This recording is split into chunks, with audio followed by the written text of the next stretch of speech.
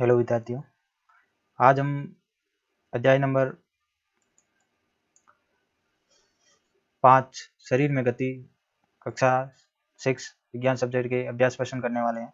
सबसे पहले देखो, पहला प्रश्न दे रखा है, रिक्त स्थानों की पूर्ति कीजिए। सबसे पहला प्रश्न है कि अस्थियों की संधियां शरीर को खाली स्थान में सहायता करती है। अस्थियां एवं उपास्थि संयुक्त रूप से शरीर का खाली स्थान बनाते हैं। कोहनी की अस्थियां खाली स्थान संधि द्वारा जुड़ी होती है और गति करते समय खाली स्थान के संकुचन से अस्थियां खींचती है। तो सबसे पहला खाली स्थान दे रखा है, अस्थियों की संधियां शरीर को गति में सहायता करती है।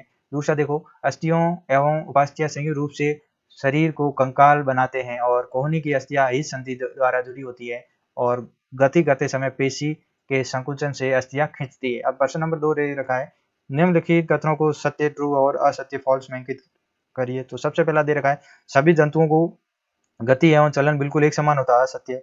दूसरा देखो, उपास्थि अस्थि की अपेक्षा कठोर होती है, असत्य। अंगुलियों की अस्थियों में संधि नहीं होती है, असत्य। अग्रभुजा में 2 अस्थियां होती है, सत्य। और तिल चट्टों में बाह्य कंकाल पाया जाता है, सत्य।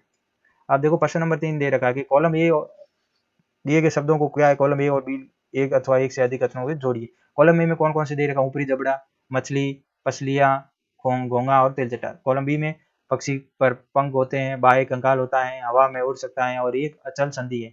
हृदय की सुरक्षा करती है, बहुत धीमी गति से चलता है और का शरीर धारारेखीय होता है। तो देखो कॉलम ए में दे रखा है ऊपरी जबड़ा, तो ऊपरी जबड़े का होगा आपके एक अचल संधि है। और मछली क्या है, मछली शरीर पर पंख होते हैं और तथा इसका शरीर क्या है, धारारेखीय है। अब पसलियां क्या है, पसलियां देखो हृदय की सुरक्षा करती है।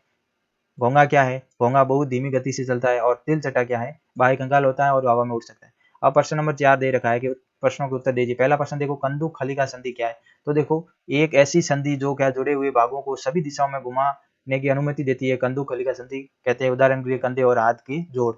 अब देखो प्रश्न नंबर 2, कपाल की कौन सी अस्थि गति करती है। तो देखो कपाल की केवल निचला जबड़ा है वही गति कर पाता है। अब हमारी कोहनी पीछे की ओर क्यों नहीं मुड़ सकती, प्रश्न नंबर 3।